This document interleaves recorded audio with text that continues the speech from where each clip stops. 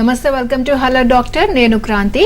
కీళ్ళ అరుగుదల, కీళ్ళ వాతం అంటే ఏంటి, వాటి లక్షణాలు ఎలా ఉంటాయి, స్త్రీలలో ఏ వయసు వారికి ఈ సమస్యలు ఎక్కువగా వస్తూ ఉంటాయి, రొమటైడ్ ఆర్థరైటిస్ అంటే ఏంటి, గౌటీ ఆర్థరైటిస్ అంటే ఏంటి, ఇలాంటి సందేహాలకి మనకి ఈరోజు వివరించడానికి హోమియోకేర్ ఇంటర్నేషనల్ డాక్టర్ ఇనామ్ గారు మన స్టూడియోలో ఉన్నారు. వారిని అడిగి మరిన్ని వివరాలు తెలుసుకుందాం. Good afternoon doctor. Good afternoon అండి. హౌ ఆర్ యు అండి? Fine, absolutely. ఈ కీళ్ళ మాత్రం కీళ్ళ అరుగుదల అంటారు, అంటే రెండు వినడానికి సిమిలర్ గా అనిపిస్తుంది, కానీ డిఫరెన్స్ ఉంటుందా లేకపోతే సేమ్ అంటే? డెఫినెట్లీ డిఫరెంట్ ఉంటుందండి. ఇప్పుడు ఎలా ఉంటుందంటే కీళ్ళ వాతం అంటే మనకు ఆర్థరైటిస్. సో ఆర్థరైటిస్ లో మనకు డిఫరెంట్ రకాలు ఉన్నాయి. ఇన్ఫ్లమేటరీ ఆర్థరైటిస్ అని ఉంటుంది అండ్ డీజనరేటివ్ ఆర్థరైటిస్ అని ఉంటుంది. డీజనరేటివ్ అంటే అరుగుదల. సో మ్యాక్సిమం మనం చూసే ప్రాబ్లం ఏంటంటే ఈ అరుగుదల సంబంధించిన ప్రాబ్లమ్సే ఎక్కువగా చూస్తూ ఉంటాం అన్నమాట. ఎందుకంటే ఏజ్ రిలేటెడ్ ప్రాబ్లం ఉంది, 40 ఏజ్ దాటిందా, కీళ్ళు అరగడం అనేది సహజం అయిపోయింది. అండ్ ఈ లైఫ్ స్టైల్లో చాలామందికి ఈ ప్రాబ్లమ్స్ వస్తున్నాయి. వై? బికాజ్ ఎక్కువగా సన్లైట్తో ఎక్స్పోజర్ లేదు, వైటమిన్ డి తగ్గిపోతుంది, మళ్ళీ కాల్షియం అనేది డెఫిషియన్సీ వస్తుంది. సో దాని మూలంగా ఏంటంటే తొందరగా ఈ వాతం అనే ప్రాబ్లం, ఈ అరుగుదల ప్రాబ్లం అండ్ కీళ్ళ నొప్పులు అనేటివి తొందరగా వచ్చేస్తున్నాయి అన్నమాట. సో ఎవరికైనా ఒకవేళ మోకాళ్ళలో లేదంటే వెయిట్ బేరింగ్ జాయింట్స్, ఏ జాయింట్లో మనకు వెయిట్ ఎక్కువ పడుతుంది, ఆ జాయింట్లో నొప్పి వస్తుంది అంటే మనం అనుకోవచ్చు ఇది అరుగుదల సంబంధించిన ఆర్థరైటిస్ ఉంది, ఆస్టియో ఆర్థరైటిస్ అని చెప్పొచ్చు. అదే మనకు చిన్న జాయింట్స్లలో నొప్పులు వస్తున్నాయి, జస్ట్ లైక్ చేతుల్లో ఫింగర్స్లో కానీ అండ్ వ్రిస్ట్లో కానీ నొప్పులు వస్తున్నాయి అండ్ వాపులు వస్తున్నాయి అనుకోండి, అది మనకు ఇన్ఫ్లమేటరీ టైప్ ఆఫ్ ఆర్థరైటిస్ అంటే రుమాటైడ్ ఆర్థరైటిస్, వాతం అన్నట్లు దానికి చెప్పుకోవచ్చు అన్నమాట. ఓకే డాక్టర్, అంటే జనరల్గా ఇది మీరు అన్నారు విటమిన్ డి తగ్గిపోవడం కానివ్వండి, సన్కి ఎక్స్పోజర్ లేకపోవటం. అంటే ఇప్పుడు నౌడేస్ మనం సన్కి ఎక్స్పోజర్ అయ్యేంత టైం కూడా లేదు. బట్ ఇంకొకటి ఏంటంటే సన్కి ఏ టైంలో ఎక్స్పోజర్ అవ్వాలనేది కూడా ఒక పెద్ద క్వశ్చన్ మార్క్. సో మీరేం చెప్తారు? సో దానికి ఎలాంటి జాగ్రత్తలు? ఇప్పుడు ఎలా ఉంటుందంటే అండి, మనకు టైం అంతా లేదు అంటే మన లైఫ్ స్టైల్ని కొంచెం చేంజ్ చేసి మనం టైం అనేది తీయాలి. ఈ లైఫ్ స్టైల్ పరంగానే మనకు చాలా ఇబ్బందులు వస్తున్నాయి.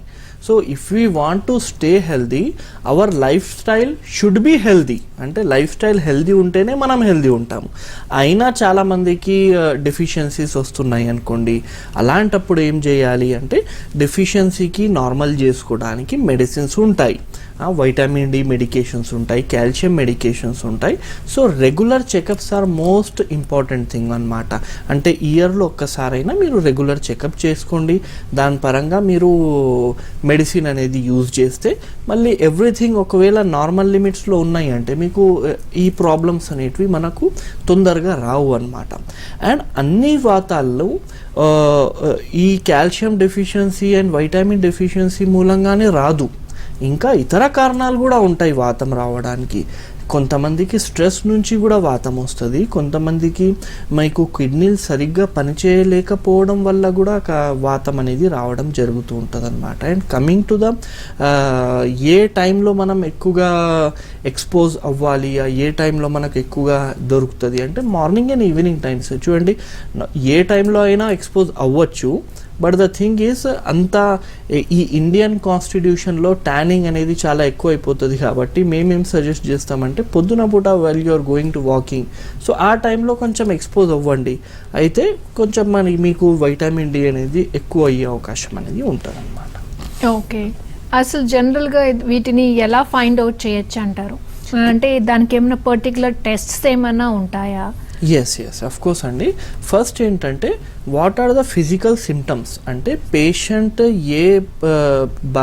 ఏ సిమ్టమ్ నుంచి బాధపడుతున్నాడు, ఏ ప్రాబ్లం నుంచి బాధపడుతున్నాడు, ఎక్కడ ఆ ప్రాబ్లం ఉంది అండ్ ఎలాంటి ప్రాబ్లం ఉంది ఇది ఫస్ట్ మనం ఫిజికల్గా చూడాల్సిన అవసరం ఉంటుంది.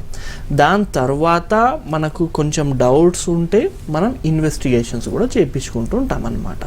సో మ్యాక్సిమం చూడంగానే మనం పేషెంట్కి చూసి ఆ కంప్లైంట్స్ వింటే మనకు అర్థమైపోతుంది actually what he suffering from. Just for a confirmation ఇదే ఉందా లేదా అన్నట్లు మనం ఇన్వెస్టిగేషన్స్ చేస్తాము.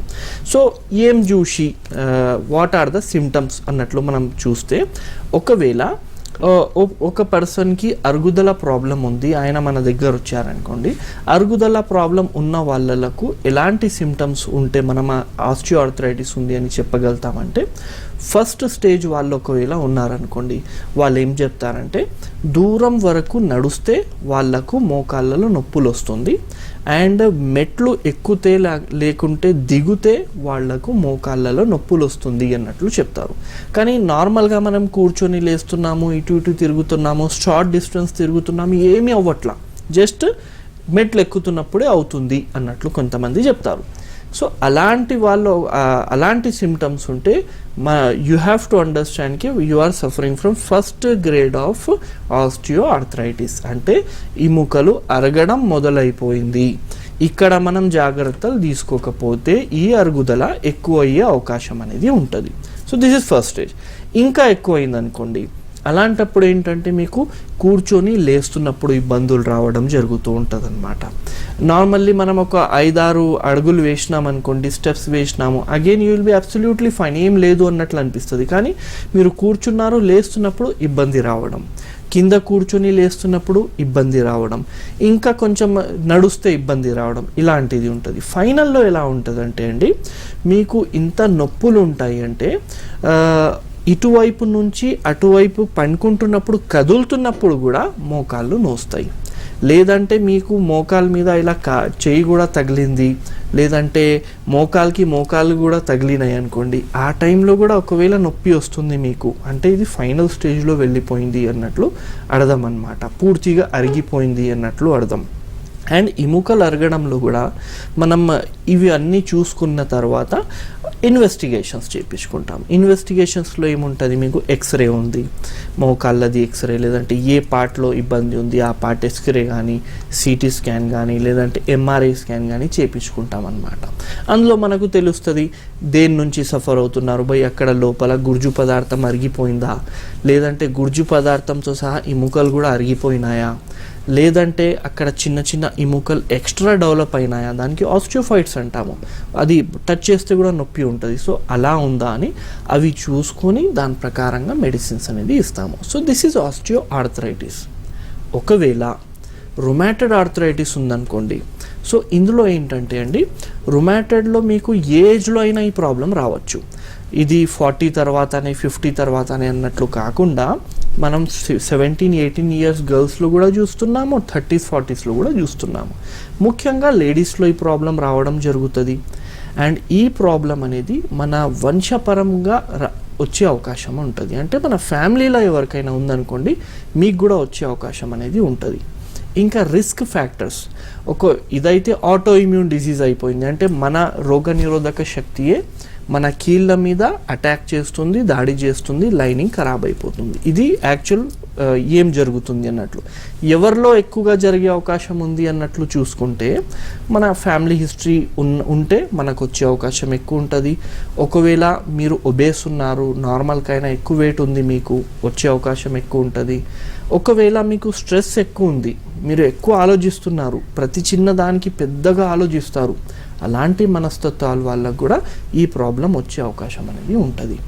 దాంతో సహా ఒకవేళ యు ఆర్ స్మోకర్ ఉన్నారనుకోండి, లేదంటే you are an alcoholic person, అలాంటప్పుడు యూ హ్యావ్ హై రిస్క్కి మీకు ఈ ప్రాబ్లం అనేది రావచ్చు అన్నట్లు చెప్పొచ్చు అనమాట. సో ఏం జరుగుద్ది ఇక్కడ అంటే, మీకు చేతుల్లో, ముఖ్యంగా ఈ చేతుల్లో మార్నింగ్ టైం పొద్దున లేచినప్పుడే కొంచెం నొప్పిలు అనిపిస్తూ ఉంటాయి అన్నమాట. కొంచెం లేచినాము, ఒక గంట అయిపోయింది అనుకోండి, మళ్ళీ సెట్ అయిపోవడం జరుగుతుంది. ఇలా ఇనీషియల్ స్టేజెస్లో ఉండడం జరుగుతుంది. ఇంకా ఎక్కువ అవుతుంది అనుకోండి, ఆ టైంలో మీకు వాపులు కనబడుతుంటాయి. ఇనీషియల్గా వాపులు ఉండవు, జస్ట్ కొంచెం టైట్ అనిపిస్తున్నాయండి, కొంచెం నొప్పిలాగా అనిపిస్తుంది అంటారు పేషెంట్స్.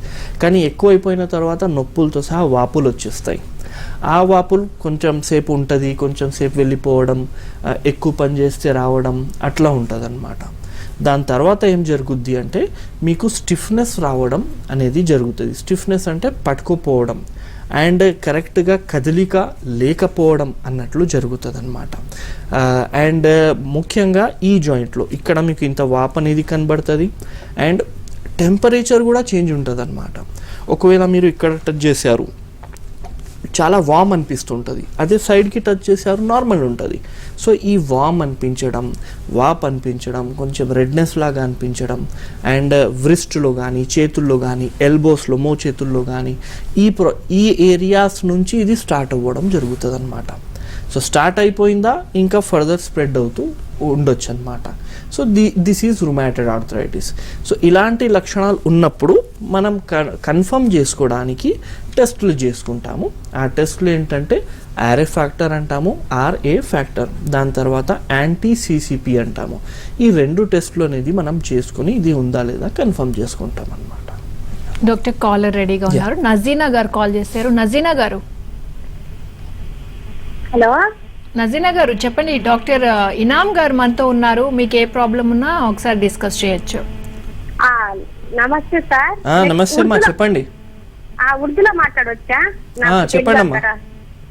अच्छा भैया मुझे आपको 5 महीने से पाम में दर्द है, वो रद्दा है ना, ग्रीन और येलो सब भी बाहर पड़ते हैं.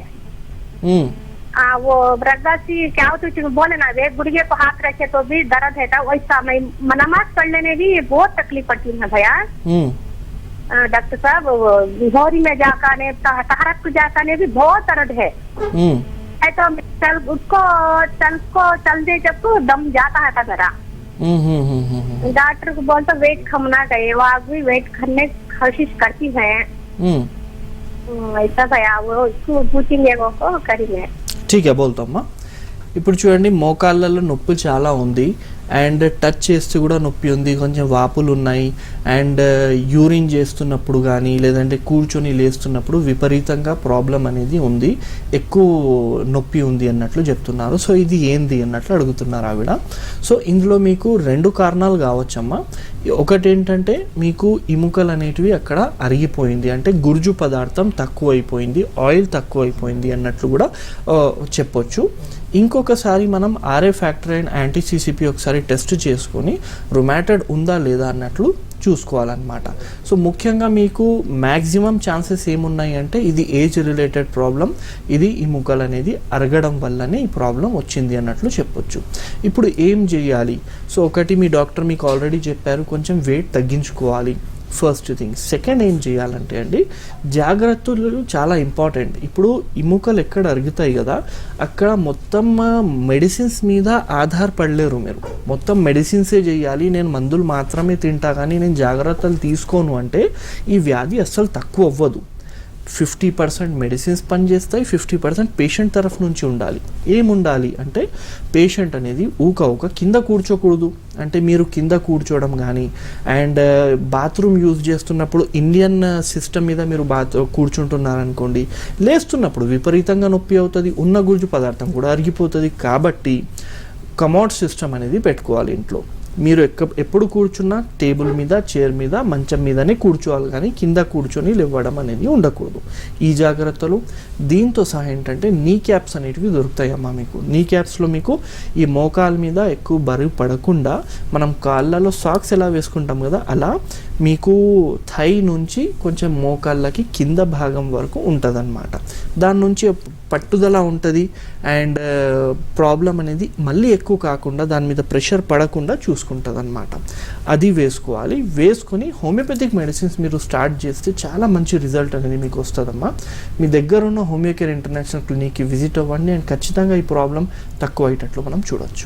డాక్టర్ కాలర్ రెడీగా ఉన్నారు. సాంబశివరావు గారు కాల్ చేస్తున్నారు. సాంబశివరావు గారు. నమస్తే అండి. నమస్తే అండి, చెప్పండి సమస్య ఏంటండి?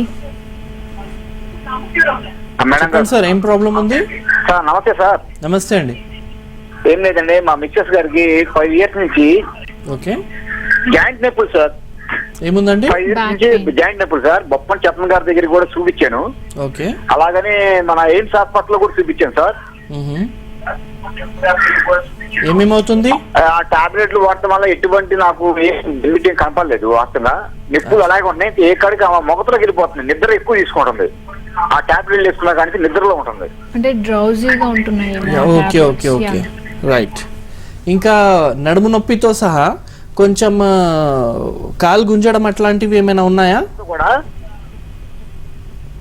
హలో, మోకాల కింద నడుస్తుంటే మోకాలు నొప్పులు వస్తున్నాయి. సాయంకాలం ఈవినింగ్ టైం వచ్చేటప్పటికి బాగా నొప్పులు వచ్చేస్తున్నాయి. అచ్చా ఓకే. మోకాలు నొప్పి కూడా ఉంటుంది. మంటలాగా ఏమైనా అవుతుందండి? ఈవినింగ్ వచ్చేటప్పుడు బాగా నొప్పులు వచ్చేస్తున్నాయి సార్. ఈవినింగ్ టైంకి పెయిన్స్. తగ్గిపోతున్నాయి. 5 years నుంచి ఒకటే మెడిసిన్ ఇట్లాగా వాడుతుంటే అలాగే నొప్పులు ఉన్నాయి కానీ తగ్గినట్టు నొప్పులు తగ్గినట్టు ఉంటే మళ్ళీ వెంటనే మళ్ళీ రీప్లేస్మెంట్ వస్తున్నాయి. ఓకే ఓకే ఓకే సరే సార్ చెప్తాను. ఇప్పుడు ఈవినింగ్ టైం అగ్రివేషన్ అనేది ఉంది అండ్ మోకాళ్ళలో విపరీతంగా నొప్పి ఉంది అండ్ బ్యాక్ పెయిన్ కూడా ఉంది అన్నట్లు చెప్తున్నారు. సో ఇది కూడా మనకు ఆర్థరైటిస్ లోపలలోనే వస్తుందండి. సో బ్యాక్ పెయిన్కి మనకు చాలా కారణాలు ఉంటాయి, చాలా రీజన్స్ ఉంటుంది లోపల. ఒకటి మెయిన్గా ఏముంటుందంటే మనకు డిస్క్ స్పేసెస్ అనేది తక్కువ అయిపోతుంది అనమాట. ఎందుకంటే తప్పు పొజిషన్స్లో మనం కూర్చుంటున్నాము, ఎక్కువసేపటి వరకు ఒకటే పొజిషన్లో కూర్చుంటున్నాము. అట్లాంటప్పుడు ఏంటంటే మనకు బ్యాక్లో L4, L5, L5, S1 ఏరియాలో కొంచెం ఎముకలు అనేటివి అరిగి ఆ బరువు పడి డిస్క్ బల్జ్ కానీ ప్రొట్రూషన్ అలాంటివి జరిగి నరాల్లో ప్రెస్ అయిపోతాయి అన్నమాట.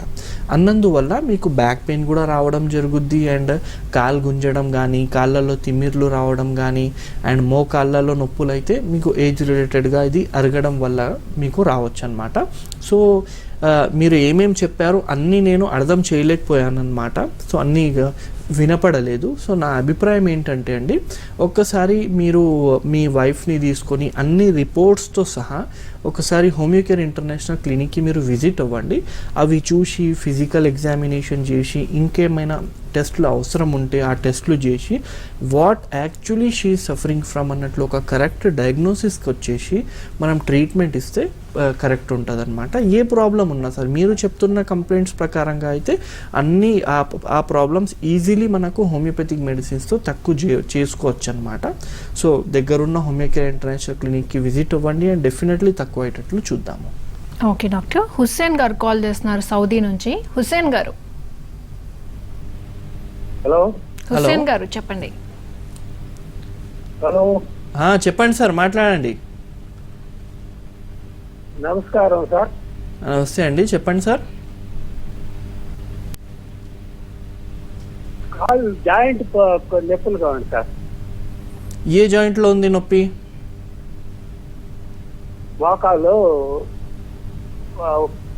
సౌండ్ వస్తుంది, నొప్పి ఉండదు, పట్టేసినట్టు. నడుము నొప్పి? కొంచెం గట్టిగా మాట్లాడండి, మీ వాయిస్ వినబడతలేదు. మోకాలు జాయింట్ వల్ల ఓకే, అది కొంచెం పట్టేసినట్టు కలుక్కుమని పట్టేస్తాడు సార్. ఫిట్నెస్ అదే పట్టేసినట్టు కలుపుమని సౌండ్ వస్తుంది. Right right right. ఎప్పటి నుంచి ఉందండి? ఎప్పటి నుంచి 2-3 సంవత్సరాల నుంచి ఉంది సార్ నాకు. 3 years నుంచి. సరే సరే సార్, సరే చెప్తాను.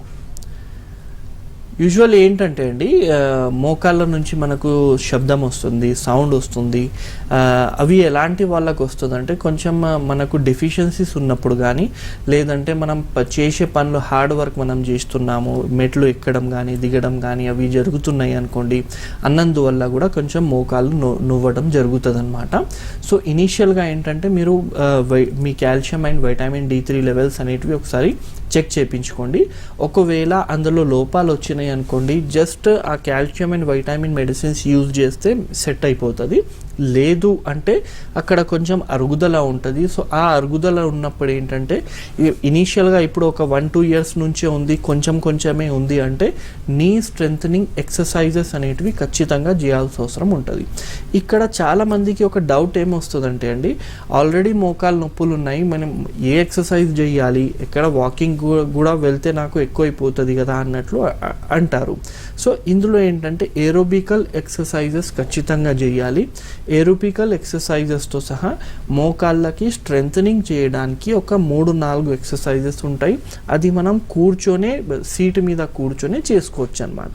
అవి చేసుకుంటే ఏమవుద్దంటే మనకు ఈ 2 ఎముకలు ఎక్కడ కలుస్తాయి కదా, ఆ ఎముకల మీదనే మొత్తం బరువు కాకుండా ఎముకల నుంచి టెండాన్స్, లిగామెంట్స్ అనేటివి ఒక జాయింట్ ఉంటుంది అనమాట. ఏదైనా మనం కడుతున్నాం అనుకోండి, తాడు కడతాం కదా, అలాంటిదే ఉంటాయి. దానికి మనం టెండాన్స్ అండ్ లిగామెంట్స్ అంటాము.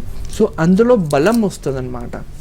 అందులో బలం వచ్చిందనుకోండి మీకు మూమెంట్స్ ఫ్రీ ఉంటుంది, మొత్తం బరువు దీని మీద ఒక పడకుండా ఈక్వల్లీ వెయిట్ డిస్ట్రిబ్యూట్ అవుతుంది, నొప్పులు తొందరగా తక్కువ అవుతుంది, ఫ్యూచర్లో కూడా మళ్ళీ రాకుండా కూడా కాపాడుకోవచ్చు అనమాట. సో ఈ జాగ్రత్తలు తీసుకోండి. అండ్ మన దగ్గర ఆన్లైన్ కన్సల్టేషన్స్ కూడా ఉన్నాయి అన్నమాట. సో మా వెబ్సైట్ మీద వెళ్ళండి, వెబ్సైట్ మీద వెళ్ళి అక్కడ ఆన్లైన్ డాక్టర్స్ మీకు కలుస్తారు. సో డాక్టర్స్ని మాట్లాడి you can take medications for your problem అన్నమాట. ఓకే, ఇప్పుడు మీరు చెప్తున్నారు కదా డాక్టర్, అంటే డిస్క్ ప్రాబ్లమ్స్ కానివ్వండి, డిస్క్ అరుగుదల కానివ్వండి, లేకపోతే కీళ్ళ అరుగుదల, జనరల్గా మనం ఇలాంటి వాటికి సర్జరీను లేకపోతే ఏవో అంటే ఆ ప్లేస్లో పర్టికులర్గా ఇంజెక్షన్స్ చేయడము, ఇలాంటివి ట్రీట్మెంట్స్ ఎక్కువగా వింటూ ఉంటాము. బట్ ఈ హోమియోపతి ఎలా వర్క్ చేస్తుంది అంటారు ఇలాంటి కేసెస్లో? ఎలా ఉంటుందంటే అండి, ఇప్పుడు హోమియోపతి ఎందుకు ఫేమస్ ఉంది, జనాలు హోమియోపతికి ఎందుకు వస్తారు అంటే ఇదే మెయిన్ రీజన్కి మేము ఆపరేషన్ కాకుండానే మెడిసిన్స్ అనేది ఇవ్వడం జరుగుతుంది. ఇప్పుడు ఆపరేషన్ అంటే కంప్లీట్లీ ఆపరేషన్ వద్దు అని చెప్పము. కొన్ని కేసెస్లో ఆపరేషన్ కూడా అవసరం ఉంటుంది. కొన్ని కేసెస్లో ఇప్పుడు చాలా డిస్క్ డెసికేషన్ అయిపోయింది, లేదంటే స్పాండలో లిస్థైసిస్ ఉంది, అలాంటి సందర్భాల్లో పేషెంట్ నడవలేకపోతుందంటే దానికి ఆపరేషన్ చేయాల్సిందే. కానీ చిన్న చిన్న ప్రాబ్లంకి యాంగ్జియస్ అయిపోయి జనాలు ఏంటంటే తొందరగా ఇప్పుడు వచ్చింది, అరే డిస్క్ ప్రాబ్లం అంట, చాలా ఎక్కువ అయిపోతే కాళ్ళు పడిపోతాయి అంట అన్నట్లు అనుకొని వాళ్ళు తొందరగా ఆపరేషన్కి వెళ్ళిపోతారనమాట. అలా చేయకూడదు. ఎంత ప్రాబ్లం ఉంది బై డిస్క్ బల్జ్కి ఆపరేషన్ అవసరం ఉండదు యూజువల్లీ, అండ్ ప్రొట్రూషన్కి కూడా అంతగా యూజ్ ఉండదు. సో మెడిసిన్ ఆపరేషన్ కాకుండానే హోమియోపతిక్ మెడిసిన్స్తో మనం దానికి ట్రీట్మెంట్ అనేది ఇస్తాము. అండ్ చాలామంది నార్మల్ అయిపోతారనమాట. అండ్ మన మెడికేషన్స్ ఏంటంటే కాన్స్టిట్యూషనల్ బేస్డ్ మెడికేషన్స్ ఉంటాయి. సో ఆ కాన్స్టిట్యూషన్ బేస్డ్ మెడికేషన్స్తో మీకు పర్మనెంట్ సొల్యూషన్, బల్జెస్ ఈజీగా తక్కువ అయిపోతుంది అనమాట. అండ్ ఒకవేళ కంప్రెషన్స్ ఉన్నాయి, సో ఆ కంప్రెషన్స్ కూడా ఈజీలీ తక్కువ అయిపోతుంది. సియాటికాలో మిరాక్యులస్లీ పనిచేస్తుంది. సో ఇలాంటివి మనకు వితౌట్ ఆపరేషన్ మనం ట్రీట్మెంట్ చేస్తాము విత్ మేనేజ్మెంట్ అనమాట. ఓకే డాక్టర్ రవీంద్ర గారు కాల్ చేస్తున్నారు. రవీంద్ర గారు నమస్తే మేడం. ఫస్ట్ టీవీ వాల్యూమ్ తగ్గించుకోవాలండి, ఫోన్లో మాట్లాడాలి. ఏదున్నా కొంచెం గట్టిగా మాట్లాడండి, క్లియర్గా. చెప్పండి సార్, ఏం ప్రాబ్లం ఉంది? నమస్కారం సార్, డాక్టర్ గారు. నమస్తే అండి. నా పేరు రవీంద్ర అండి. మా అమ్మగారికి చెప్పండి సార్. మా అమ్మగారికి 2 మోకాళ్ళు నొప్పులండి. ఓకే, మరి దాని గురించి మీరు ఏదన్నా సలహా చెప్తారా? ఖచ్చితంగా. మోకాళ్ళకి ఎక్స్రే ఏమైనా చేయించుకున్నారా? ఏం సర్జరీ ఏం లేదు సార్. ఇటీవల మనం మామూలుగా ఈ 10 రోజుల క్రితం జ్వరం వచ్చింది. ఓకే, సరే. జ్వరం తర్వాత ఎక్కువైందా? ఆ జ్వరం తర్వాత డాక్టర్ గారు చూపించాము, ఎముకల డాక్టర్కి. ఆ జ్వరం తర్వాత ఎక్కువైంది సార్, నొప్పులు ఎక్కువైనాయి. టీవీ వాల్యూమ్ తగ్గించుకొని ఫోన్ లో మాట్లాడండి రవీంద్ర గారు. తగ్గించు.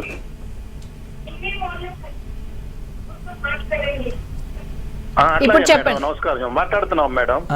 ఎన్ని సంవత్సరాల నుంచి మీ మదర్ కి ప్రాబ్లం ఉందండి? అంతే, ఒక నెల నుంచి సార్, ఎక్కువ సంవత్సరాలు ఏం లేదు. సరే అండి, చెప్తాను. యూజువల్లీ ఏమవుతుందంటే అండి, మనకు ఫీవర్ వచ్చినప్పుడు బాడీలో ఒక రకమైన ఇన్ఫ్లమేషన్ అని ఉంటుంది. ఇన్ఫ్లమేషన్ అంటే వాపు అన్నమాట. ఇంటర్నల్ పరంగా వాపు రావడం జరుగుతుంది. అన్నందువల్లనే ఫీవర్లో చాలామందికి బాడీ పెయిన్స్ అనేటివి ఉంటాయి. అలాగే మీ మదర్ది ఏజ్ కూడా కొంచెం ఎక్కువ ఉంది కాబట్టి ఫీవర్ మూలంగా ఏంటంటే మోకాళ్ళలో కొంచెం ఇన్ఫ్లమేషన్ అనేది వస్తుంది, వాపులు అనేటివి వస్తాయి ఇంటర్నల్ పరంగా. అన్నందువల్లనే నొప్పులు ఎక్కువ అనిపిస్తూ ఉంటాయి అన్నమాట. సో దీనికి పెద్దగా టెన్షన్ తీసుకోవాల్సిన అవసరం లేదు. కొన్ని రోజుల్లో ఇది సెల్ఫ్ లిమిటింగ్ ఉంటుంది, కొన్ని రోజుల్లో ఆటోమేటిక్ తక్కువ అవుతుంది. ఆటోమేటిక్ తక్కువ కాకపోతే మీరు మెడికేషన్స్ యూజ్ చేస్తే ఈజీలీ తక్కువ అయిపోవడం జరుగుతుంది. కానీ అప్పుడు వరకు కింద కూర్చోవడం కానీ, ఎక్కువ పని చేయడం కానీ, మెట్లు ఎక్కడం కానీ ఇలాంటివి చేయకుండా కొంచెం వామ్ వాటర్ది కొంచెం పఫ్ తీసుకుంటే మంచిదండి. Thank you so much doctor, మా కాలర్స్కి మంచి సలహాలు ఇచ్చారు.